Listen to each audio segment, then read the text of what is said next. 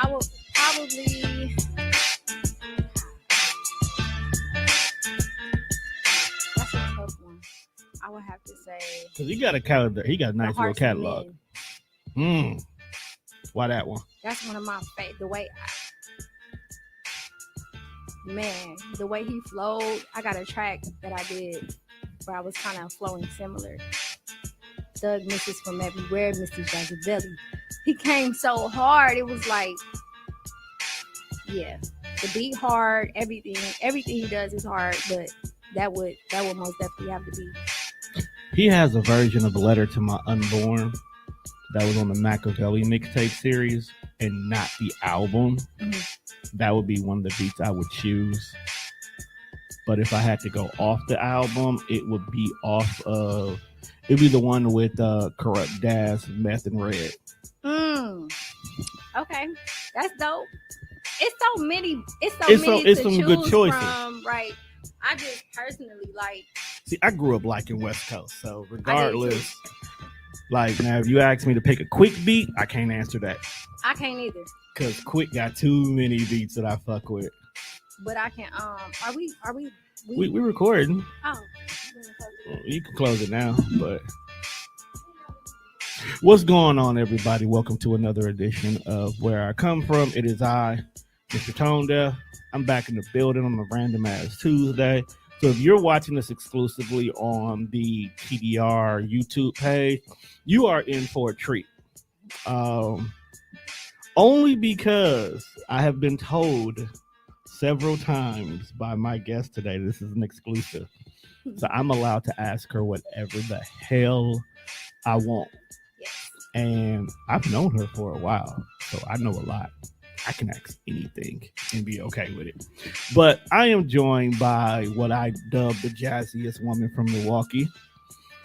She is a little bit of everything. She is a business owner, entrepreneur, a philanthropist, an MC extraordinaire, one of the dopest chicks you've ever known. More importantly, a 3-year cancer-free survivor. Yes, indeed. It is my homegirl, Jasmine Tyler. I don't think it's weird saying your last name like that now. You know, that's because you're saying it. I know. It, right? It's just funny. I got to give you the professional introduction right. The world might know you as Jazzy Blanco. Yes. Jazzavelli. Yes. That bitch that'll slap you on the weekend. Oh, not anymore. Okay. I'm glad you grew up. You were a little violent something for a while. I wouldn't say violent, just zero tolerance. Yep. I give you that. Zero tolerance. And I'm still zero tolerance. It's just in a different way. So what's changed about you?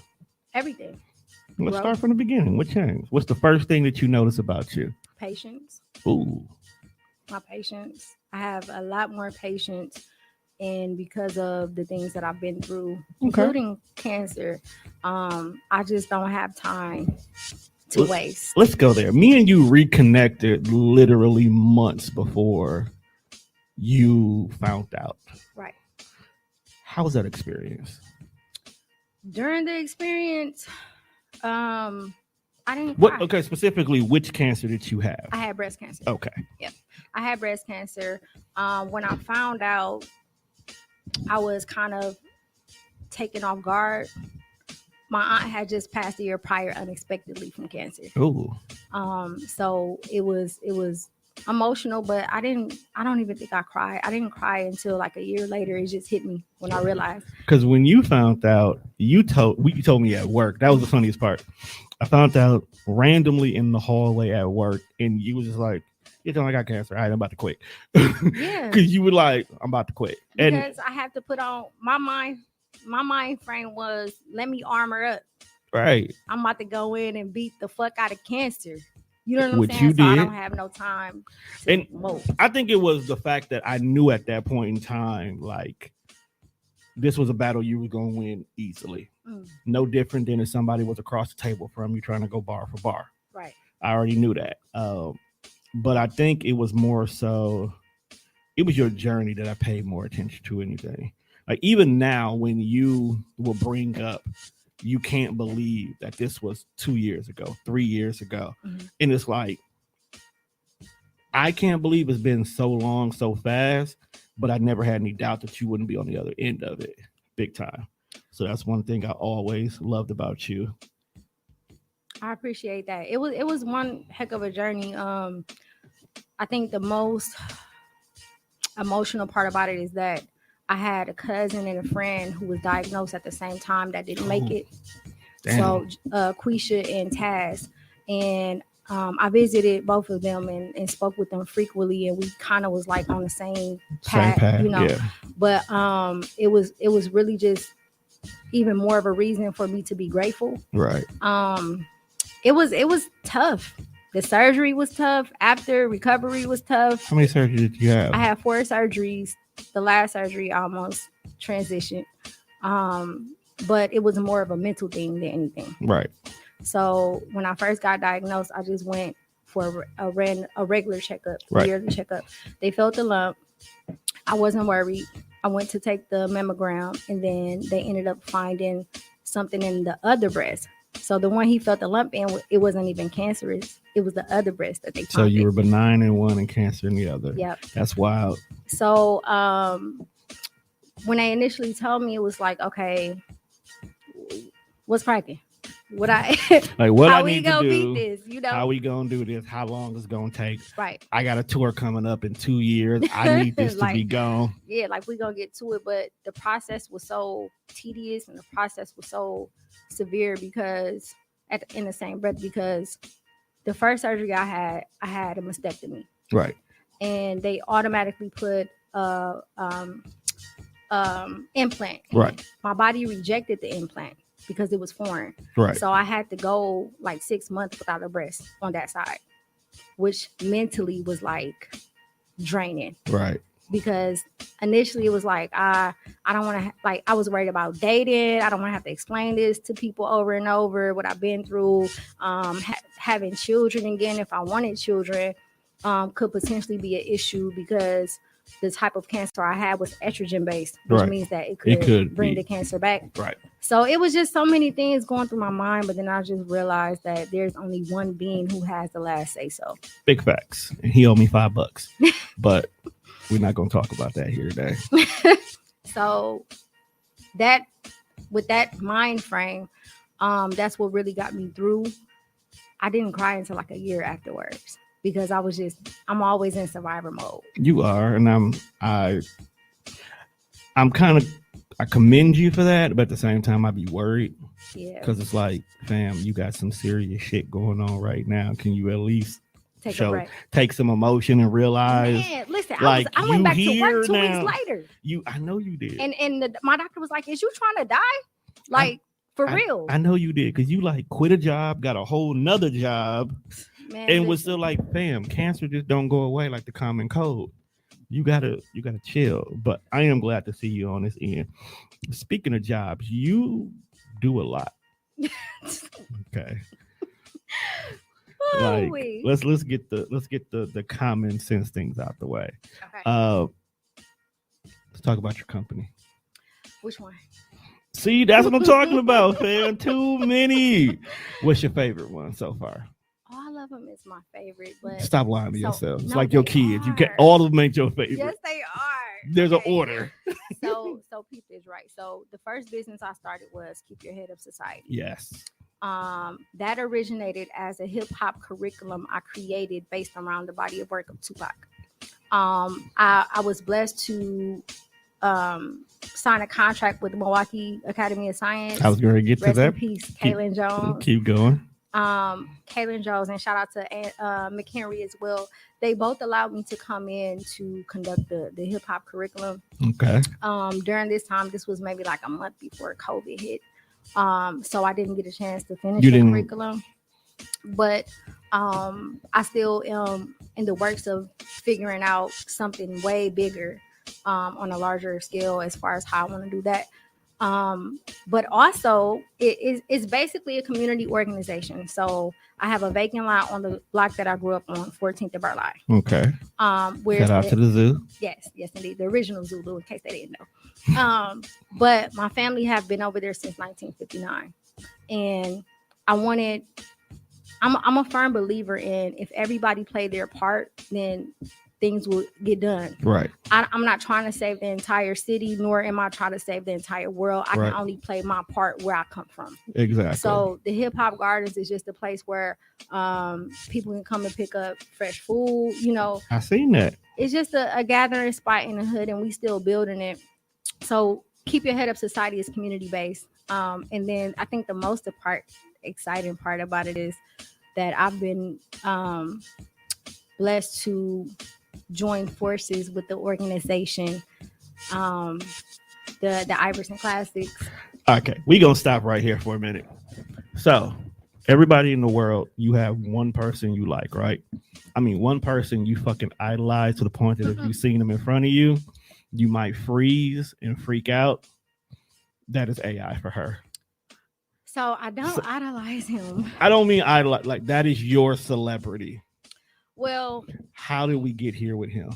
Other than him crossing over Jordan, but so Iverson is like the Tupac of the NBA to me. This he's always has been, and everybody know I love Pac. So it's not like a liking thing. It's more so of when I don't even know if people know, but I played ball 5th through 10th grade, and majority of the time that's what kept me busy. I can actually see you balling, fam. Yeah, and I was. Really I can literally see you dressing like a little tomboy, crossing niggas over, talking big shit. I can see it. So I remember being in the kitchen at my aunt KK house, and I believe this was his rookie year, maybe sophomore year, and it was like I want to do that. So I was going to Hartford Elementary School. My homegirl, shout out to April, she used to take me on the south side to the Journey House because she was hooping, and she taught me how to play ball. So when I seen how she played and when I seen how Bo played, it was like, okay, I used to want to be like Cheryl Swoops and Cheryl Miller, but now I want to be the first female AI, right? Okay. But it was just more than just basketball. I think it was something in him and Pac that I've always like connected with. They always go against the grain, but they always represent the hood no matter what. The authenticity. Yeah. See, because during that time, I think when AI was in the league is when the NBA was trying to clean up their image and got everybody wearing suits and all the good stuff like that.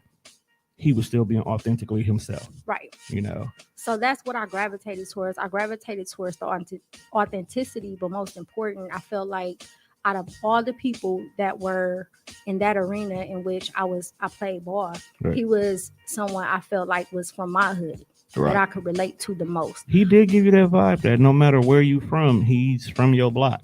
Yeah, and he has a light on him, like he's doing something amazing. So to fast forward to the Iverson Classics, I went. So typically it's around my birthday, right? And I went, I ordered tickets, but the pandemic came, so I wasn't able to go.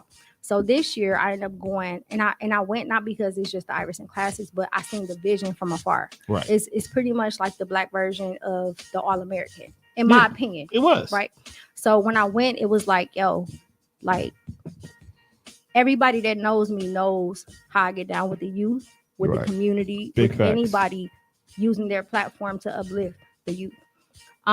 Black youth in particular. Right. And it was an amazing event, an amazing energy. And I was very, very proud to even have gone and experienced it. Right. Raven Jackson, she was the only young lady that played. And I remember seeing a post that shout out Bobby Bates, that he posted about Steven Jackson hosting the I Have a Dream all-female showcase in Memphis, which is branched under the Iverson Classics. Right. And it was crazy because I was thinking like they should have something with more young ladies that could play, you know? And my first reaction was, how can I help?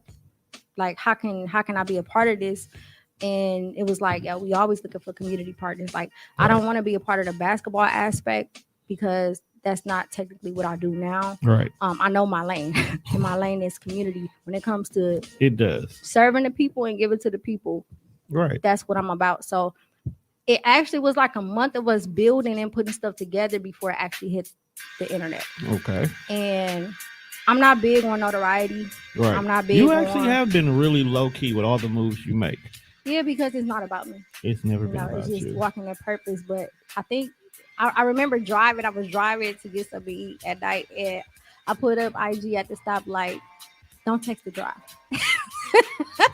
But Look at dog I putting a little put quick up one in there. IG, and the first thing I seen was the Iverson Classics page that had my picture up that said that they partnered with me, and I was like, yo, like, you know what I'm saying?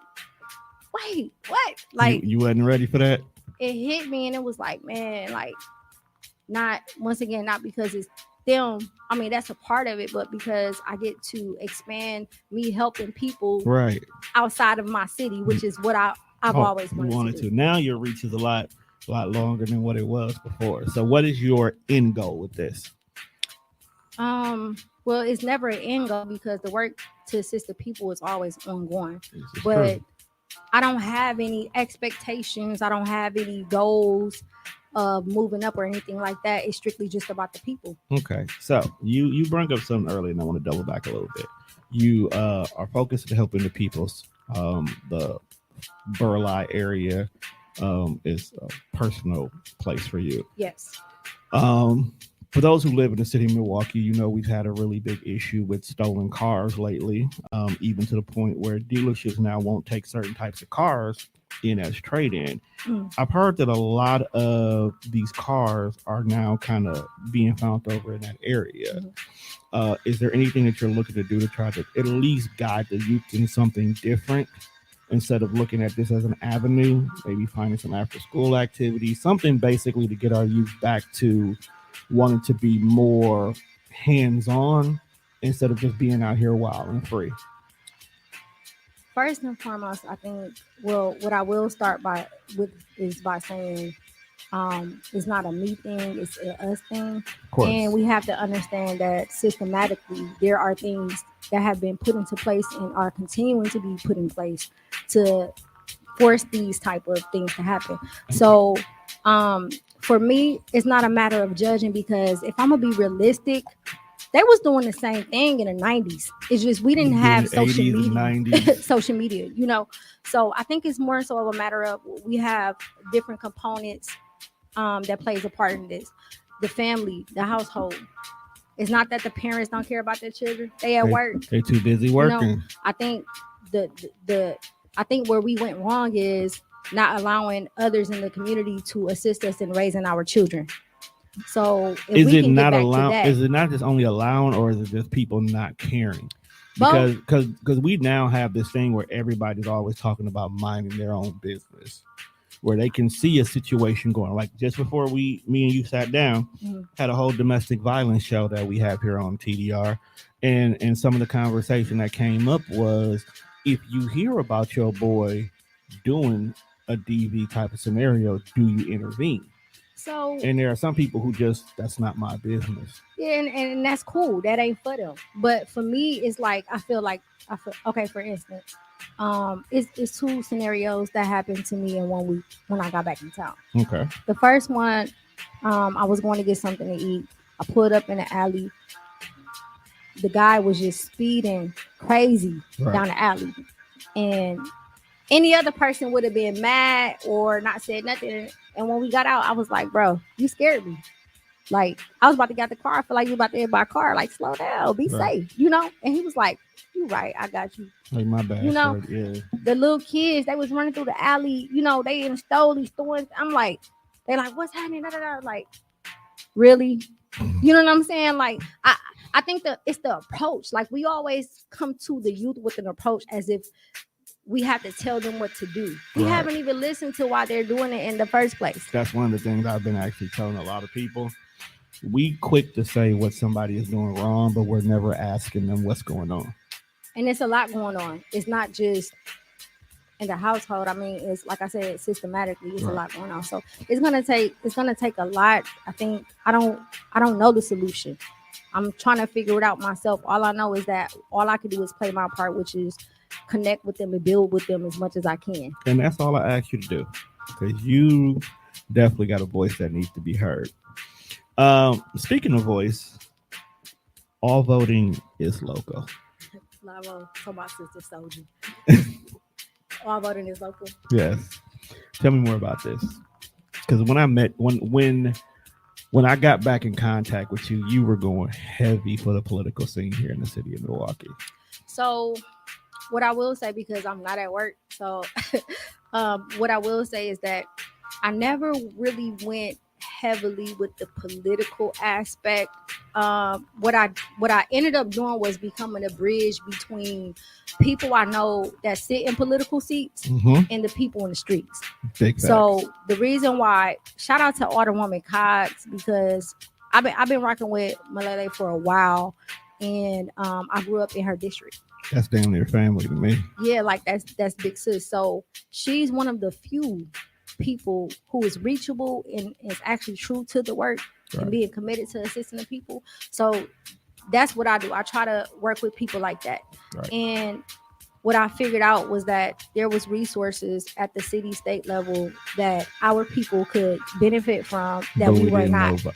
So what I did was I simply just try to be that bridge to say, hey, let me, talk to them. I'm gonna talk to y'all, set up some meetings, get y'all information, and that way we can start owning our own businesses. And Right. So it's not a political thing; it's a people thing. Well, I do have to give credit to lately the city of Milwaukee. I don't know if it's just the city of Milwaukee or just people who love us lately have been creating tons of programs for a lot of small businesses. Yes. And being here in Sherman, Phoenix. Actually, you know what? Shout out to Drew Holiday. Specifically, I got to give Dog love because he recently started the Holiday Fund, him and his wife. And I've seen so many people, personal people I know, benefiting from his grants and whatnot. Even here being in Sherman, Phoenix, I think that's one of the number one things I'm proud of, to be in Sherman, Phoenix. Yes. Because you know me, we started on the South Side in little workshops and grew to this. That I see so many small businesses. Let me change that. See so many Black businesses making big moves. Right. And a lot of them are getting funding from the city. Even when I was looking to expand here, the building was like, look, do this, this, and this by this date. We can get you this, this, and this grant. Something that prior to before getting here, I never knew nothing about. Yeah. I never knew I could do this. I have been funding this whole business by myself for at least the last 5 years. When I could have got so many different opportunities, and I never knew that it was there. Yeah. All it takes is me to record a 5-minute video of what I plan on doing with it, and now here's $10,000, $20,000, $30,000, $40,000, like stuff to grow a business that a lot of people just did not know. And people like you, I love to death because you make that information accessible. There may be that one person who wants to start a t-shirt apparel, but don't realize there's more steps to it. So you'll put in position of, here's the classes I suggest you take. Here's programs that's covering this. Here's money that can front you to get started. Here's people you can work with. We could build our own community as long as we talk to each other. Right. And the reason why I am that way is because so many people have not provided me with resources. Even to this day, like with this wellness center, right? I've been reaching out to people here about natural herbs and trying to find a supplier. And even though the business is not even in the city of Milwaukee, nobody will plug me. And it makes no sense to me because think about it, like, well, the value of the dollar is already decreasing. But let's say we take it away. All we can do is trade anyways, right? So there will always be enough to go around. Exactly. And I think a lot of that comes from the mentality that they feel that by giving what I have, it's when that shortage comes, now I'm hurting. Right. And people don't understand it's not really that serious. Natural remedies mean that it will regrow itself eventually. So you'll always be supplied. Matter of fact, let's stop here. Let's talk about the Wellness Center. Because I still got to run up on it one of these days. Okay. So the Wellness Center is something that I've always wanted to do. I know. When I first was, not when I got diagnosed, but when I went through my recovery, Taz, rest in peace to Taz. I love her so much. Taz passed away from breast cancer as well, but I had the opportunity to visit her multiple times about the holistic approach in which it worked for her initially. Right. She was able to remove the tumor by taking a holistic approach. So Right. she's the person who technically put me onto the holistic Right. approach. So throughout the years, I just was trying different things. Shout out to my brother Chris Burton. He's in school right now to be a doctor, and I work with him a lot on different solutions and strategies and mixing different things to try to cure people. Right. So I wanted to do I wanted to do a holistic wellness center. And my better half, my husband, he does fitness. So the goal was to merge them together. It really wasn't Actually even makes sense. yeah, it really wasn't even a like I'm not gonna say a well thought out process. It didn't take long. It just happened, Right. which is how I know that y'all made it happen because Right. it just happened organically. So I just decided like, hey, let's do it. We do it in the A, and Which is actually a smart place to start at. yeah, in 1 week we found the spot, And that's got one thing. everything. Yeah, It's just now just getting out. It's marketing for you, basically. yeah, but and even with the holistic wellness center, it's not necessarily about just the natural herb aspect. It's about healing people as a whole, Right. turning them on to the truth of the scriptures, getting their mental together, their physical, the diet, everything. It's a lifestyle. It's not a trend. It's a lifestyle. That mental part is going to be the hardest part. To a certain extent, because down for when me. you walk in a righteous path, first and foremost, people real recognize real. True. And one thing we cannot run from is the truth. Not my truth, not your truth, but the truth, right? Okay. So when you hit people with the truth, some spirits are going to decline it, and that's completely fine, right? Course. Because the goal is not to save everybody.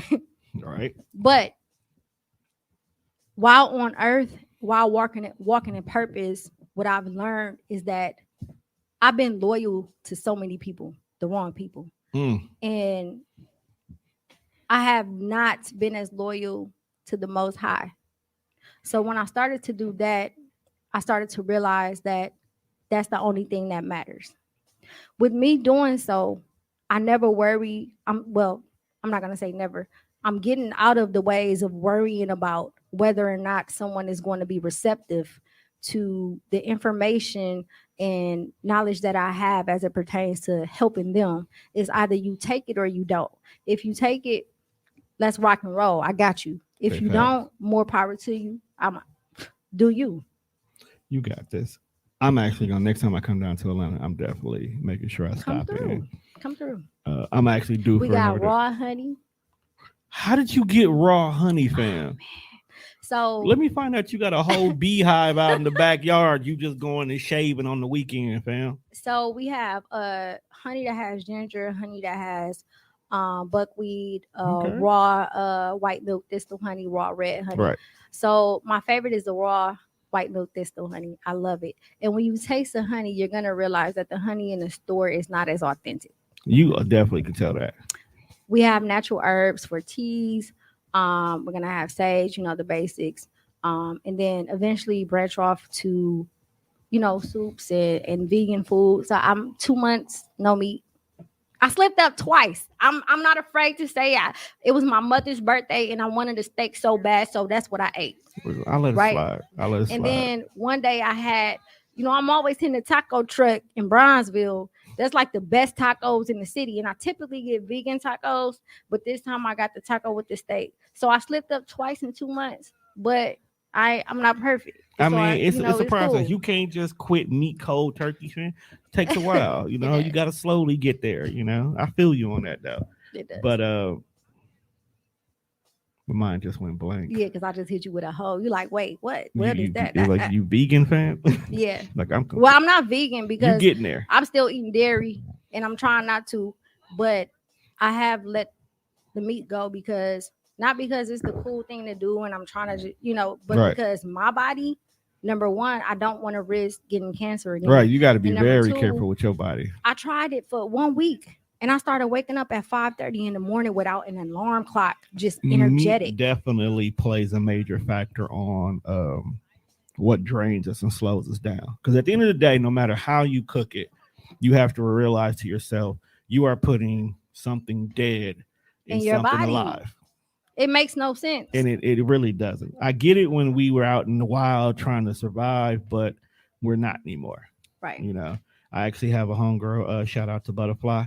She put me onto a couple of her vegan meals, and they were actually better than some regular meals I've had. And really, like when I eat, I don't. Sometimes I don't whip up a whole vegan meal. I just eat the sides. I still go to barbecues, all of that. It's just I ain't eating the meat. I'm gonna eat the yams. I'm gonna eat the greens. I'm gonna eat the black eyed peas. I'm just not eating the meat. Right. That's all it is. You just leaving the neck bone in the pot.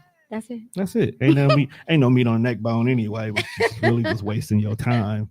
But that's like the most niggerish shit I've ever heard. But that's a different story. Cosmetics. Cosmetics.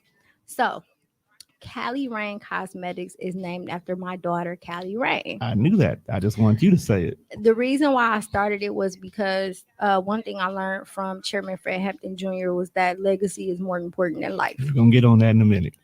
So I wanted to make sure she's 4. I wanted to make sure at this age I started something so that she could have something before she even hit high school. Right. You know, and it's hers.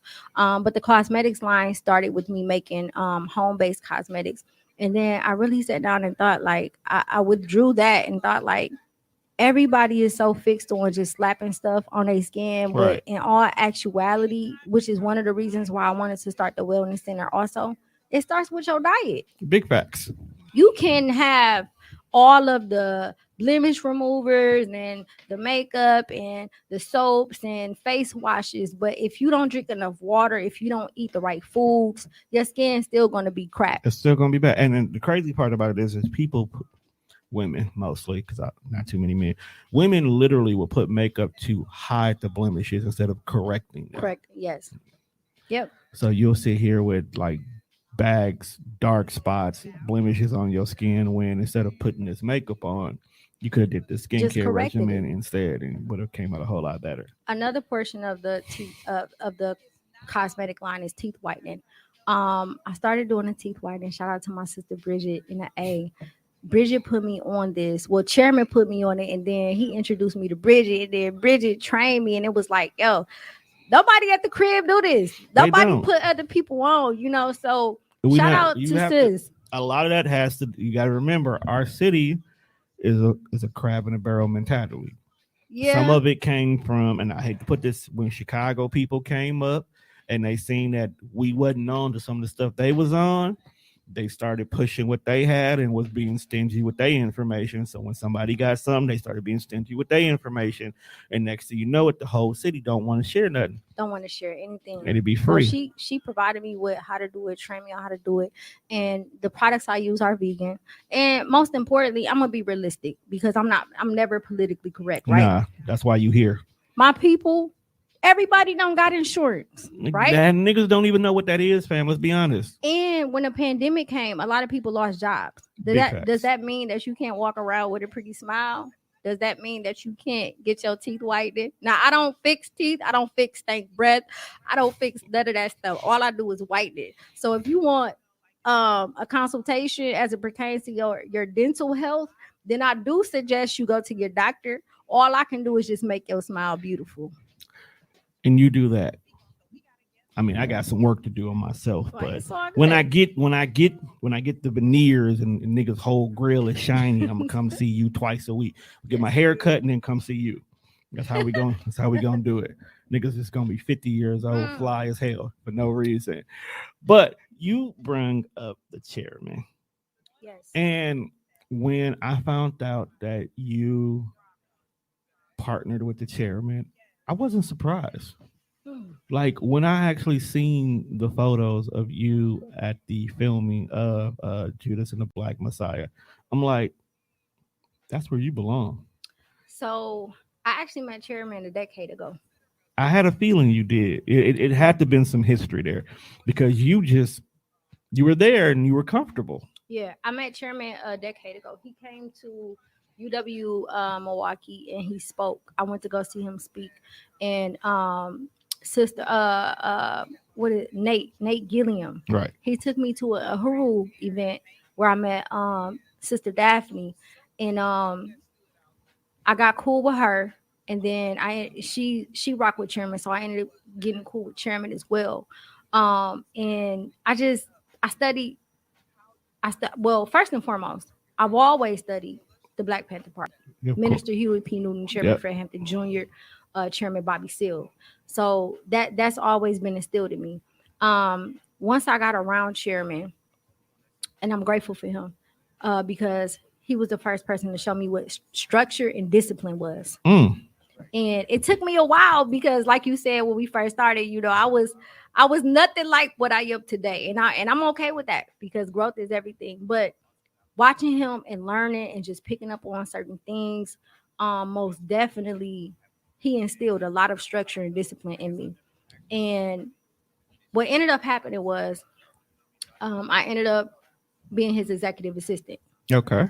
Um, he serves the people. Right. He So most definitely does. when you serve the people, that can be, a lot Right. on top of having to do a movie and all of the things that goes on behind the scenes Right. that people don't see. So even being on a set, it wasn't that I was on the set because it was a movie. It was because I was paying respects to Chairman Mother Akua and Chairman Fred Hampton Jr. Right. And the legacy in general of the Black Panther Party. So let me ask you a question. What was your honest opinion on the movie? I love it. So what people have to understand is that wasn't what it was supposed to be. Chairman and Mother Akua fought tooth and nail to even get the name of the movie changed. It was originally called Jesus Was My Homeboy. That's The stupid. script was not sustainable. So there was a lot of back and forth behind scenes, a lot of things happening behind scenes for to protect the legacy. Right. Right. So the movie is to the best that they could do, simply amazing. It's fulfilling, but it's also it's a different kind of pain, True. Because like a lot of people when they're on set, they may feel like, oh my gosh, I'm on a movie set. But my thought process was like, how many times can Mother Akua replay this? Right. She was there. She was. So to have to see it reenacted and then Chairman, him to have to see it reenacted and he was inside of her stomach when it happened, that was what was most important to me. And to the fact that not only it being reenacted, it's being reacted correctly. Correctly protecting the legacy. Right, because white America would change the thing in a heartbeat. And we all know that when they assassinated the members of the Black Panther Party, that the goal was never to make the story a public thing. Exactly. Right? So once again, just that in itself of even having the opportunity to be a part of that is showing respect to their legacy and also create minds in the same. And and it's not something that happened purposely. It just happened organically, but I'm grateful. It did. And shout out to the cast. Y'all did y'all shit. They did. They did. Like some of them I can't look at the same anymore. Because they are such phenomenal actors and actresses that now anytime they get in a role, they body them every single time. Yes. Like I became a huge fan of Lakia because of that. That was proper preparation for them to me because I remember hearing Chairman speak about Lakeith Stanfield not knowing that he was going to be playing the role. He didn't. I remember him saying that too. He didn't know that he was going to play that role. And he said in an interview, it fucked him up. Yeah. That he was playing this particular role. Yep. Out of all of them. And even then, it still was some contradictions because, as you can see, like they still kind of based it, not Chairman, but like they kind of based it still around the story of him. But all in all, it was. They still got a large portion of the actual story out there as much as possible. Yep. What's next for you? Because we're getting close to the end of our time today. Well, let's do this. Before we ask that, I want to ask you one question. I'm not. I'm not not tripping. I said it's exclusive, so you guys what you want, but I kind of already know. No, you don't. Okay, go you ahead. Can't. All This right. is not the same tone. I'm different. I'm business right now. Even Okay. though people are professing they love for you and everything like that. Who people who like who? You don't need to know that. You a married woman. Oh no, I'm not concerned about like men or nothing like that. I'm just saying. Just a lot of people they love you. I love the people. They respect you. They love you. Some love you. That's corralling right here in the conversation. But okay, so recently, and I want your honest opinion on it because I know you're gonna be straight up.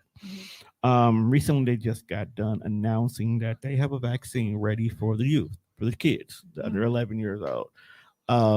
First of all, are you for or against it? To be honest with me, fam. You already know the answer. But I don't know. No, man, you might change. Damn well I'm not putting that shit in me and my children. Okay. The big conversation that has recently came up, and it really threw me for a loop, is in a society where there's both a husband and wife or a co-parenting society where they're taking care of full responsibility of their children together. If one parent wants the vaccination and the other one doesn't, who's right? So I actually had a situation. My ex-husband, we co-parent very good, and he's for it. If I'm not mistaken, obviously he's for it, and I'm not. So I think the way it works is just like I just say that I don't want him to do it, and he just respect that I don't. You know what I'm saying? Like I don't know if there's like a right or wrong thing. It's just that it has to be a mutual agreement between the two, that in a respect type of thing. So respectfully, I don't want my children to be injected with that, and I ask that you respectfully not do it. You know. But what if the fears get the greater of him and he does? Well, because, I don't speak about the what ifs because the fear mongering that's going on when it comes to what could happen. It's even getting to the point where jobs are getting to the point where they're forcing kids. Like if I'm not mistaken, the school board here in Milwaukee just got mandated that they have to take it. That's foul.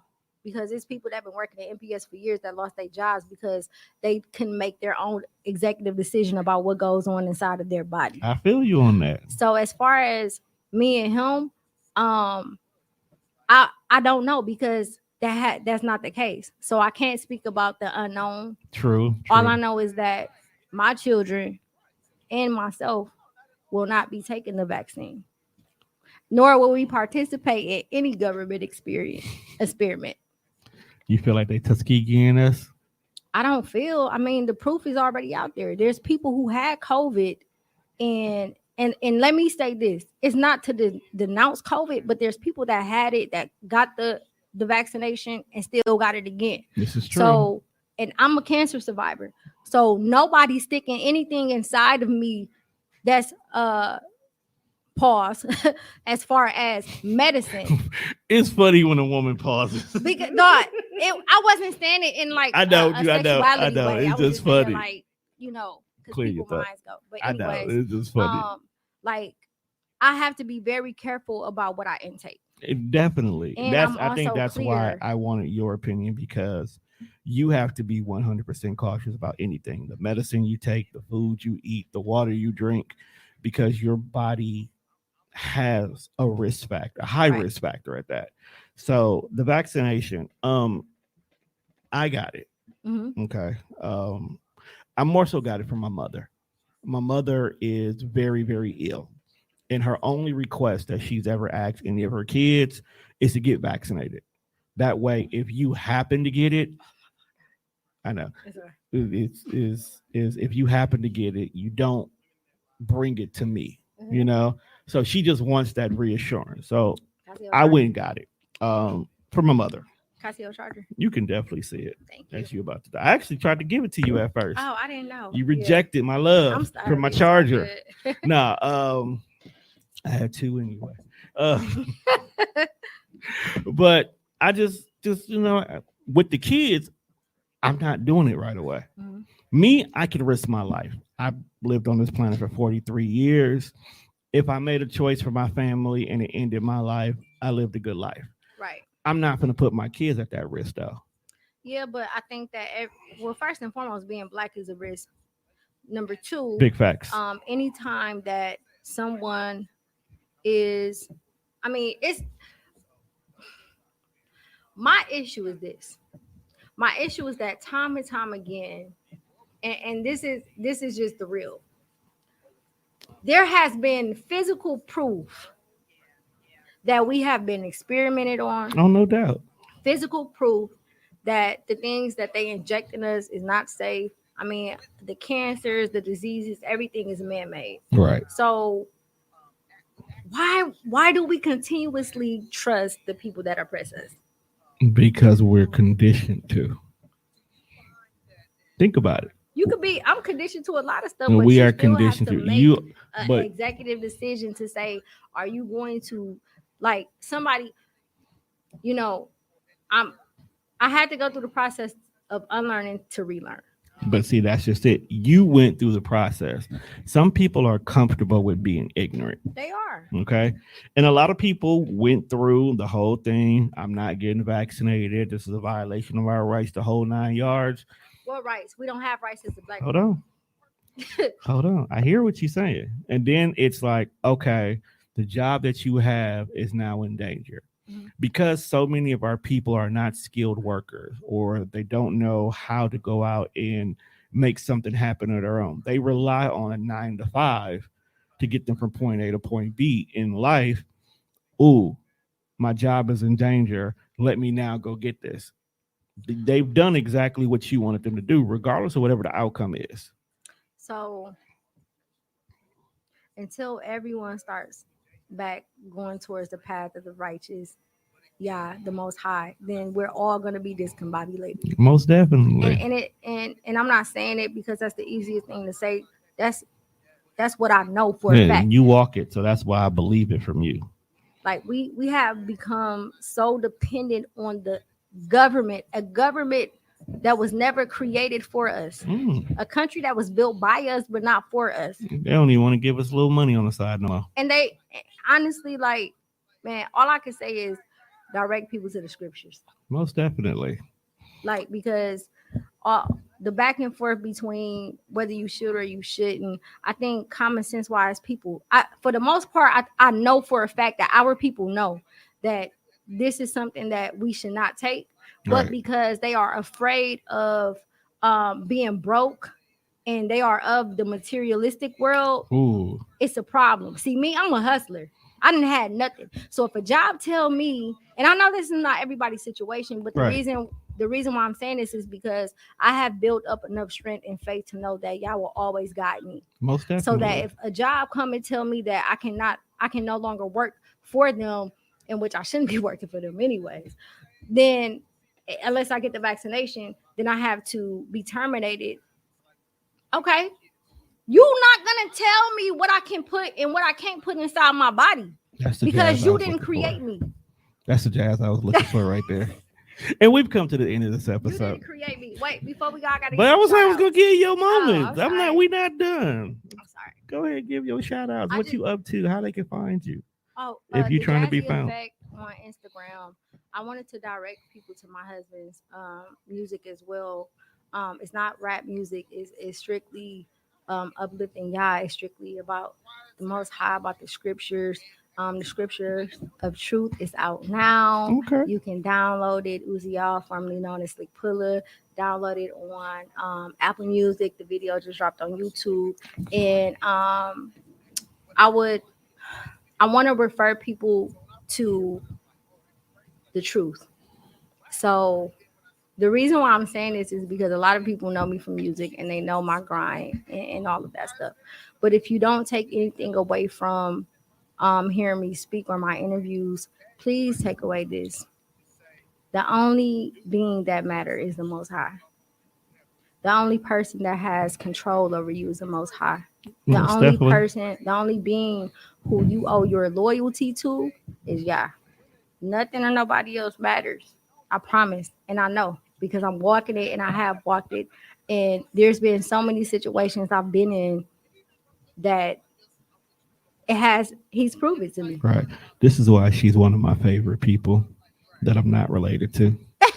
And this is why we didn't talk about music this episode because you got to go back because this is not her first interview with us and find the episode where all we talked about was music. I want to focus on the woman this time. Yes. Next time we'll talk about the mission. Yeah, I might get back to it. You know, after the video he just dropped, I was very inspired. So I may drop something. I want to see what this gonna sound like now. It won't be too different. I'm not asking to be different. I just want to hear what it's gonna sound. You see, a mature rapper is a completely different rapper. Yes. Than when they were hungry. Well, I'm still hungry. Just hungry. I'm a warrior for y'all. That's the only difference. Hey, that changes everything. I agree. You look at Luda first album, look at Luda last album. It's two different vibes. Not made for everybody. Yeah. DJ Quick went from talking about the night he got drunk to dropping the rhythmism. Mm-hmm. Completely different. Same guy. Right. It's all maturity. So I can't wait for your next project to come out. So for everybody, thank you for tuning in to this week's episode of Where I Come From. Once again, I thank Jazz for popping in. Her hat should match my hat, just the other way around. Make sure you check us out on all streaming platforms. That's Spreaker, Spotify, iHeartRadio, or wherever you listen to your music at. Make sure you look her up. Follow every single thing she is doing. If you are in the A, go check out the Wellness Center, fam. I'm dead ass. The AMI Wellness Center on Ralph David Abernathy Drive on the Boulevard on the West End. Yeah, you got to be specific with the boulevards on the drive. So it's right next door to the West End Mall. So if you're in the A, if you know where the West End Mall is, you could pull up. If you're in Milwaukee, Kali Rayne Cosmetics, I'm in Mequon off of Port Washington Road to get your teeth whitening. Keep your head of society. The Hip Hop Garden is on 14th and Burleigh. If you're interested in the community work of the Iris and Classics, follow me on Instagram, The Jazzy Effect, and I can assist you and point you in that direction as well. So basically what she's saying is there's no reason why you shouldn't be fucking with her, fam. That's what I got. And with that being said, people, we out of here.